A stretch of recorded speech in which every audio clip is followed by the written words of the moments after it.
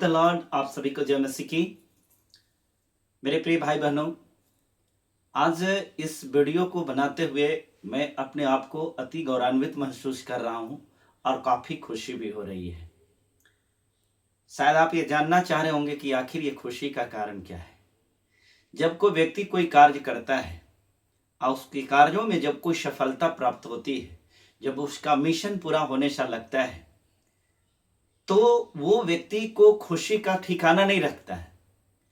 परंतु मैं ये कार्य अपने कार्य के बारे में नहीं कर रहा हूं। जिसने मुझे इस दुनिया में भेजा, जिसने मुझे चुना अपने राज्य के लिए, अपने स्वर्ग राज्य के लिए, अगर मैं उसके कार्य कर रहा हूं और उसके कार्य में अगर सफलता मिले तो ये खुशी उस खुशी से कहीं 1000 गुना ज्यादा हो जाता है। दोस्तों, मैं बात कर रहा हूं छत्तीसगढ़ की, जहां पर विगत कुछ दिनों से आप सभी को मालूम होगा कि किस प्रकार से बजरंग दल, आरएसएस के लोग जो हैं, किस प्रकार से चर्चेस को तोड़ने का काम कर रहा था और किस प्रकार से मसीही भाई बहनों के साथ में मारपीट करने का लगातार कोशिश कर रहा था। और इस कोशिश में पुलिस प्रशासन के लोग भी पूरी तरह से उसका समर्थन कर रहे थे और उनका साथ भी दे रहे थे। शायद उनको ये बात की जानकारी नहीं थी। अब मैं बार बार बताता था, मैं बार बार अपने वीडियो में इस बात को कहता था कि जब परमेश्वर का मार पड़ेगा ना, तो उसकी मार बहुत भारी पड़ जाती है। परमेश्वर कोई ना कोई मार्ग निकालता है। मैं इस वीडियो में हमेशा एक बात को कहा है, हमेशा एक चीज को कहा है, आप डर करके कहां तक भागेंगे? जब तक आप डरेंगे, ये जालिम, ये दुष्ट लोग वहां तक आपको खरीदेंगे। इसलिए आपको अड़ना होगा और परमेश्वर के कार्य के लिए लड़ना होगा।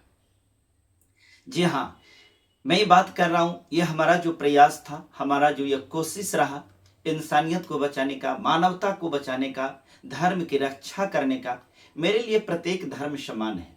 मेरे लिए कोई धर्म ऊंच नीच नहीं है। इसलिए कि मैंने स्पष्ट कर चुका है कि इस दुनिया में जो मनुष्यों ने धर्म को बनाया, मैं उन धर्मों का पालन नहीं करता हूं।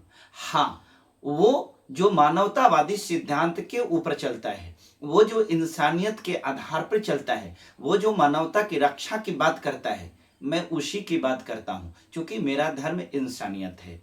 इंसानियत की रक्षा करने वाले जो भी मजहब, जो भी धर्म है, मैं उसका सपोर्ट करता हूं। यीशु मसीह के मैं मानता हूं, दिल से मानता हूं। मैं उसका सेवक हूं, मैं उसका दास हूं। अब मैं उसके वचन का प्रचार करता हूं। यहां नहीं, देश से लेकर के विदेश तक जाता हूं। ऐसा इसलिए करता हूं कि उसने मुझे चुना है अपने काम करने के लिए।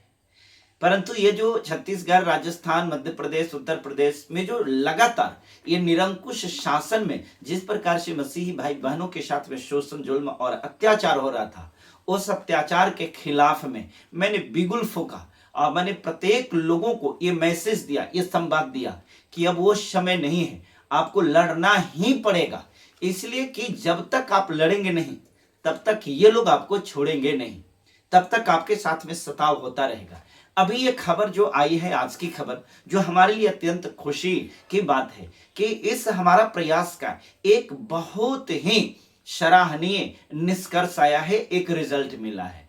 और इस ये रिजल्ट जो है, हम आपको बताते चले कि ये रिजल्ट आपको छत्तीसगढ़ से है। छत्तीसगढ़ से सातबामगढ़ एक जगह है, जहां से 10-12 किलोमीटर धनदेही एक जगह है। वहां में एवनेजर प्रार्थना भवन है।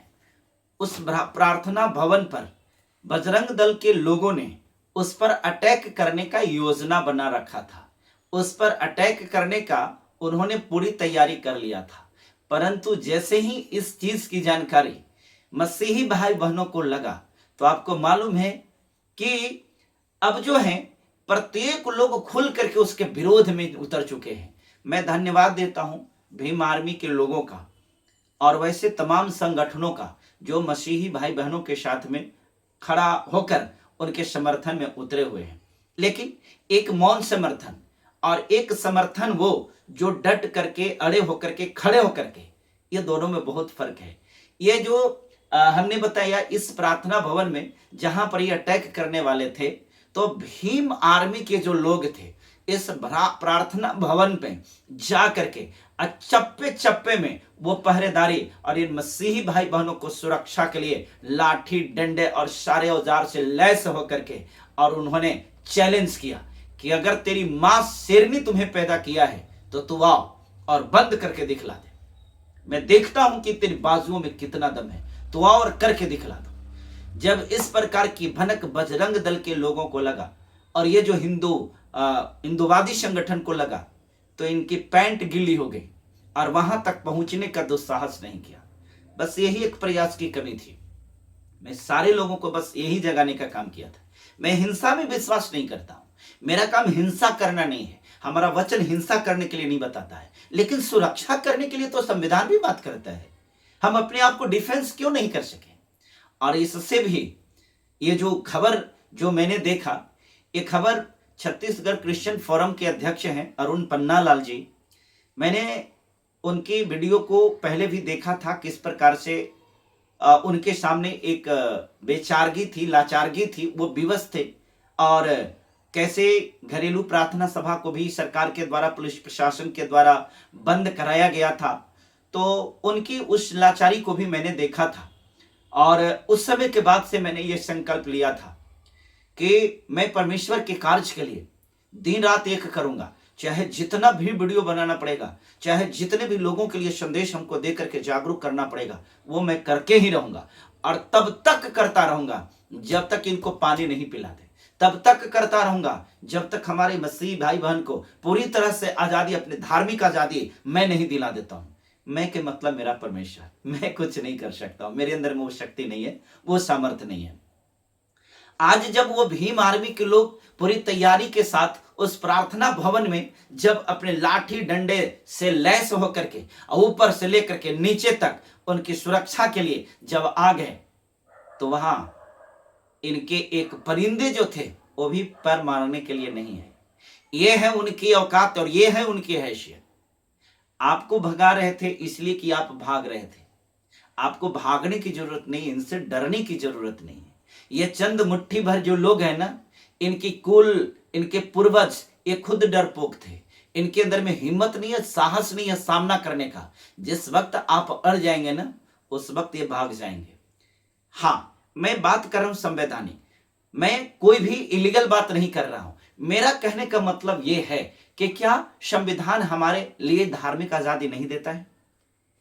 कोई व्यक्ति, कोई हिंदू अपने घर में पूजा पाठ सब कुछ कर सकता है। वो तो घर को छोड़ दीजिए, सार्वजनिक जगह पर भी कर सकता है। रोड पर प्रदर्शन कर सकता है, रोड पर कलश यात्रा कर सकता है, रोड पर जुलूस कर सकता है, रोड पर वो सब कुछ कर सकता है। परंतु हम अपने ही घर में प्रार्थना सभा नहीं चला सकते हैं। ये क्या हुआ? ये तेरी दादागिरी कैसे चल सकती है? तुम देश राज्य के मुख्यमंत्री हो तो क्या हो? सिर्फ 5 साल के लिए हो। 5 साल के बाद कान पकड़ करके तुझे भगा दिया जा सकता है, और भगाए जाओगे भी। इसलिए तेरी दादागिरी तो नहीं चल सकती है, और वायदे में अगर चलेगी भी तो 5 साल। दूसरी चीज, आप 5 साल में क्या बिगाड़ सकते हो? हमें जेल में डालोगे, डालो जेल में, क्या फर्क पड़ता है? हम परमेश्वर के लोग हैं। क्या परमेश्वर के लोग जेल में नहीं गए? अरे भाई, याद कीजिए ना यूहन्ना के साथ क्या हुआ, याद कीजिए पतरस के साथ क्या हुआ, याद कीजिए यीशु मसीह के 12 चेलों के, सारे चेलों के साथ क्या हुआ। आप याद कीजिए थोमा के साथ क्या हुआ, याद कीजिए केरला में जो आए थे, मैं उनका नाम थोड़ा मिस करा, देखिए ना, ग्राहम स्टेन या क्या, उनके साथ क्या हुआ। कुर्बानी जाया नहीं जाती है। 12 चेले ने शहादत दिया तो कितने करोड़ लोग तैयार हो गए, लाखों लाख चेले तैयार हो गए। आज मसीहियत दुनिया के नंबर 1 रिलीजन में है। अरुण पन्नालाल जी आज जब इस खुशी को कैमरा पर दे रहे थे, तो उनके चेहरे पर जो चमक थी, उनके चेहरे पर जो रौनक थी, उनके चेहरे पर जो खुशी थी, वो वाकई में उसे देख करके मुझे बहुत सुकून मिला और बहुत खुशी हुई। मेरे प्रियो, इस वीडियो के माध्यम से हम आपको सिर्फ इतना बताना चाह रहे हैं, मैं किसी भी व्यक्ति को मार पीट, हत्या, हिंसा ये करने के लिए कभी भी किसी को नहीं कहता, लेकिन यह बात जरूर बताता हूं कि आपका फंडामेंटल राइट है, आपके अपने अधिकारों की रक्षा करने का ये अधिकार तो है ना। आपको मैं इलीगल काम करने के लिए नहीं कह रहा हूं, मैं आपके संवैधानिक नियमों को तोड़ने की बात कहां कहता हूं। मैं तो ये कहता हूं कि आपका जो अधिकार जो कानून में दिया है, आपको उसको लेने का पूरा हक है। आप अपने अंतरात्मा से पूछ करके और तब हमको बताइए, और प्रत्येक लोग कमेंट कीजिए, क्या यह देश सिर्फ हिंदू का है? क्या भारतीय संविधान में भारत एक धर्म निरपेक्ष राष्ट्र नहीं है? धर्म निरपेक्ष का मतलब क्या होता है? धर्म निरपेक्ष का मतलब जहां पर प्रत्येक धर्म के लोगों की स्वतंत्रता है। क्या मसीही लोगों की आजादी को नहीं छीना जा रहा है? क्या आपके जो रिलीजियस फ्रीडम है उस पर कुठाराघात नहीं किया जा रहा है? जब यह किया जा रहा है और आप बर्दाश्त कर रहे हैं, आप इसको सह रहे हैं और यह कह रहे हैं कि हमारा बाइबल यह सिखाता है, तो मुझे लगता है कि शायद आप गलत फहमी के शिकार हैं। हमारा बाइबल ये कभी नहीं, कहीं भी नहीं। और आपको मैं इस बात को बताता हूं कि आप एक आध वर्ष हमको निकाल करके दिखा दीजिए जहां पर बाइबल ये बताता है कि तुमको मार खाना है। बता दीजिए कि जहां पर ये कहता है कि नहीं, तुमको चुपचाप से मार खाते रहना है। कहीं नहीं ऐसा है, कोई भी वचन ऐसी नहीं है। प्रत्येक वचन में प्रतिकार का शब्द हर जगह पर आया है। आप उदाहरण को देख सकते हैं, पतरस ने क्या किया था जब यीशु मसीह को पकड़ने के लिए आया था। बहुत जगह पर ऐसे एग्जाम्पल मिलेंगे। देखिए ना, दाऊद ने जो मारा था गोलियात को, किसकी योजना थी? क्या दाऊद ने गोलियात को नहीं मारा? क्या यह परमेश्वर की योजना के बिना ही हो गया था? यह करना पड़ता है जब कोई व्यक्ति परमेश्वर के कार्य को इस प्रकार से अवरुद्ध करे। पाप जब सिर से ऊपर उठ जाता है ना, तो पापियों का अंत होना ही होना होता है। लेकिन मेरा कहने का मतलब, हम संहार करने में विश्वास नहीं करते हैं, हम हत्या में विश्वास नहीं करते हैं, हम किसी भी प्रकार के क्राइम करने में विश्वास नहीं करते। लेकिन संविधान में तो विश्वास करते हैं ना। संविधान में विश्वास करना चाहिए ना। हम व्यवस्था में विश्वास करना चाहिए ना। तो क्या हमारी व्यवस्था में यह नहीं लिखा है हमारा अधिकार कुछ नहीं है? क्या हमें अपनी जान बचाने का अधिकार नहीं है?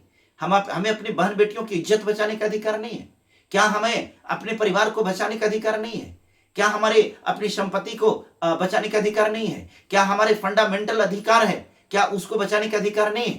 ये सब है। इतना के बावजूद भी अगर कोई व्यक्ति इसको नहीं बचा पा रहा है, इसका मतलब मुझे लगता है कि जरूर आपके अंदर में किसी न किसी का भय है। अगर भय आपके अंदर में यहोवा का है तब तो बहुत अच्छी बात है। लेकिन यहोवा का भय अगर होता तो यहोवा का वचन ये कहता है कि तेरे अंदर में भय सिर्फ यहोवा का होना चाहिए। तो फिर ये मनुष्य से आपको डरने की क्या आवश्यकता है? तैयार होइए। इस वीडियो में सिर्फ यही हम बताने का कोशिश कर रहे हैं कि देखिए, शुरुआत हो गया है। जब आप अड़ जाएंगे ना, तो आपके समर्थन में बहुत सारे लोग आ जाएंगे। बहुत सारे लोग इंतजार कर रहे हैं कि आप उसका सामना करो। आप डर करके जो भाग जाते हैं, डर करके कलीसिया बंद कर देते हैं, डर करके ये चर्च चलाना बंद कर देते हैं, ये समस्या का समाधान नहीं है। जागिए, तैयार होइए और फाइट कीजिए। फाइट का मतलब मुकाबला। मैं ये नहीं कह रहा हूं कि लाठी चलाइए, लेकिन अगर लाठी चल रही है तो आपको लाठी रखना ही पड़ेगा उसको रोकने के लिए। और अगर ऐसा नहीं करेंगे तब फिर शहीद होने के लिए तैयार रहिए। शहीद भी अगर हो जाते हैं तो कोई बात नहीं, लेकिन सवाल यहां है कि परमेश्वर के कार्य को रोक देगा। आप परमेश्वर आपको चुना है उसके कार्य करने के लिए।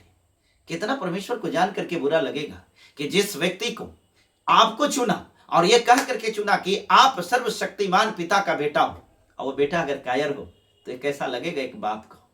एक बाप अपने बेटा को शेर बनाया और उसका बेटा रण क्षेत्र में पीठ दिखा करके भागने लगे, तो उसके बाप को क्या लगेगा? उसका बाप को बहुत बुरा लगेगा। हमारा स्वर्गीय पिता जो हमारी बाइबल की व्यवस्था में जो बातों को बताया है, उन बातों की गंभीरता से समझने की जरूरत है। उन बातों को समझिए और प्रतिकार करना सीखिए। मैं प्रतिशोध की बात नहीं करता हूं, लेकिन प्रतिकार करना अर्थात विरोध करना, ये आपका fundamental rights, religious rights, constitutional rights, ये सब कुछ आपका अधिकार क्षेत्र में आता है। आज मैं देखता हूं कि अरुण पन्नालाल जी का एक बहुत बड़ा संघर्ष है।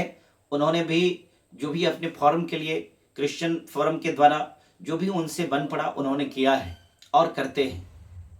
हमें मसीहियत को बचाने के लिए आगे आना पड़ेगा। ये जितने भी सामाजिक संगठन हैं, आप लोगों को उनको भी समर्थन करना पड़ेगा। मैं किसी पार्टी का समर्थन नहीं करता हूं, लेकिन विचारधारा का समर्थन तो करना ही पड़ता है। आज आपके साथ में कौन है? आज आपके हितों की रक्षा करने के लिए, आज आपकी प्रार्थना सभा की रक्षा करने के लिए, आज आपकी प्रार्थना सभा को निर्विघ्न चलाने के लिए, आपको प्रोटेक्ट करने के लिए कौन खड़ा हुआ है? वो है भीम आर्मी के लोग। हम भीम आर्मी के लोगों को भी बहुत बहुत धन्यवाद देते हैं कि देर सवेर ही सही आप उन लोगों के साथ में स्टैंड हुए जो गलत नहीं है, जो सही है। और मैं उम्मीद करता हूं कि परमेश्वर इसका प्रतिफल भीम आर्मी को जरूर देगा। हमारा वीडियो आपको कैसा लगता है, इस पर आपको कमेंट्स जरूर करना चाहिए। और साथ साथ एक निवेदन है, यह हमारा वीडियो एक क्रांति है, यह एक अभियान है परमेश्वर के राज्य का, परमेश्वर के राज्य को बढ़ाने का।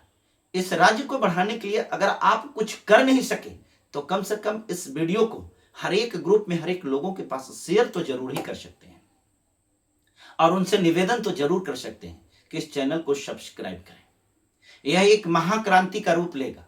मैं एक महाक्रांति इस दुनिया में लाना चाहता हूं, जिस क्रांति को रोकना किसी की औकात की बाहर की चीज है।